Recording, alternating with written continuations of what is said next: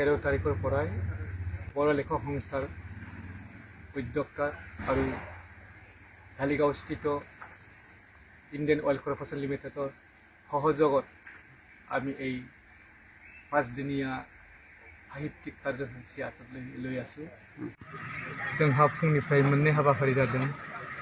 फुंनिया जाहैबाय जोंहा मुंदांखा लिरगिरि गुबैयै सल'मागिरि नन्देस्वर दैमारिनि जिउ आरो हाबानि सायाव सावरायनाय दङमोन।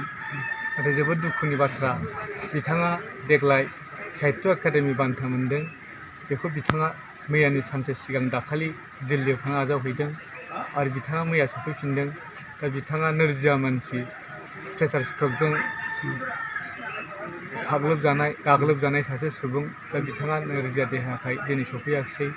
एसेयावबो जोङो बिनि फुंखा सुबुं बोहैसार ब्रह्म बिथाङा अदालगुरिनिफ्राय दैथायहरनाय सावराय बिथांखौ फरायनायनि गेजेरजोंनो जों गियानखौ लादों आरो बे हाबाफारिखौ फोजोबनो हादों। जोंहा बे फारियाव गोसोआव गोजोननाय दङ। बेसेबां दिन लादोंमोन हाबाफारिखौ? जों दिनै फुङाव लादोंमोन। जों बेखौ नङा, मा तारिखनिफ्राय सोलिदों? बियो गुबैयै बे 13 जादों, 13 तारिखनिफ्राय जादों। दा जों गाबोन जोबगोन सानबानि हाबाफारि। दा हाबाफारिया जोबनाय लामायाव फैबाय। गाबोन फुङाव सोरनि उद्योगआव जादोंमोन? बियो गुबैयै जोंनि बर' रेबग्रा जथुम्मा, जों बेखौ खुंदों। दा बेखौ जोंनि खाथिनि धालिगावआव थानाय IOCL इण्डियान अइल कर्प'रेसन लिमिटेडआ खुंनानै होदों। गासिबोखौ जोंनो साजायनाय मानायखौ खरसखौ बिथांमोना बानजोबदों। बर' राइटार एकाडेमिनि माबायाव बर' रेबग्रा जथुम्मा बेखौ जोङो खुंदों।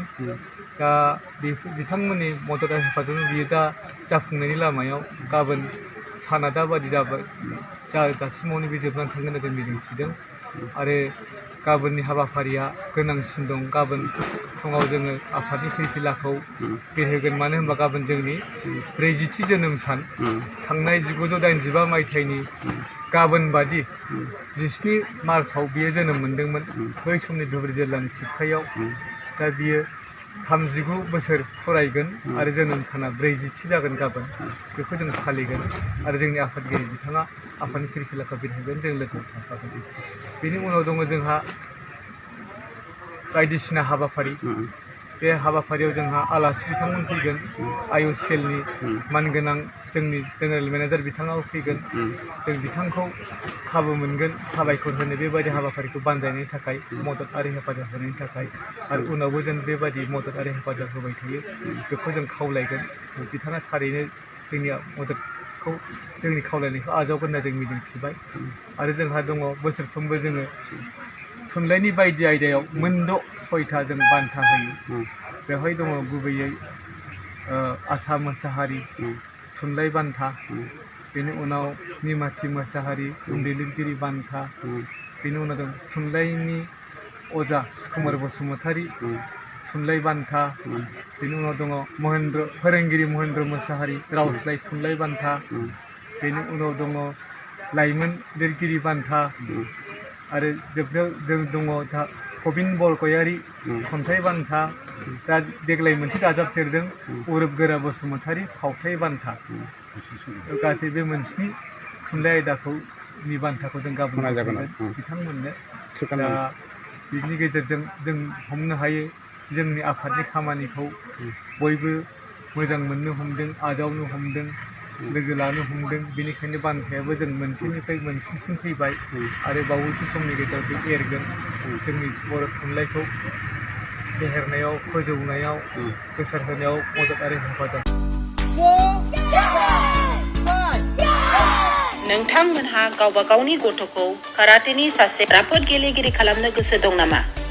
हादरसायारि, हादरारि, हादर गेजेरारि थाखोसिम गेलेग्रा खालामनो गोसो दंब्ला नोंथाङा गोबाव दा खालामसै। सासे राफोद रोंखा-राखा काराटे गेलेगिरि खालामनो थाखाय नोंथाङा जानजि खाफ्रादो आरो मुं थिसनहैदो सोलिफु फोरोंसालि बलामगुरि काराटे एकाडेमियाव। रोखा खौरांनि थाखाय 8720903713 मबाइल नाम्बाराव कन्टेक्ट खालामनो हागोन।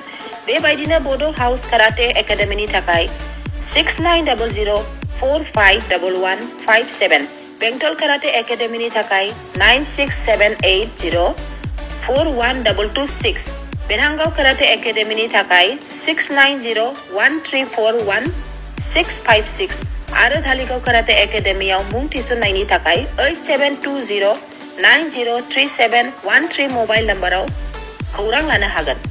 मख'जाथावदि बे सोलोंसालिनिफ्राय सिगांनिफ्रायनो हादरसायारि, हादरारि, हादर गेजेरारि थाखोनि बादायलायनायाव गोबां फरायसाफोरा बान्था मोननो हाबोदों।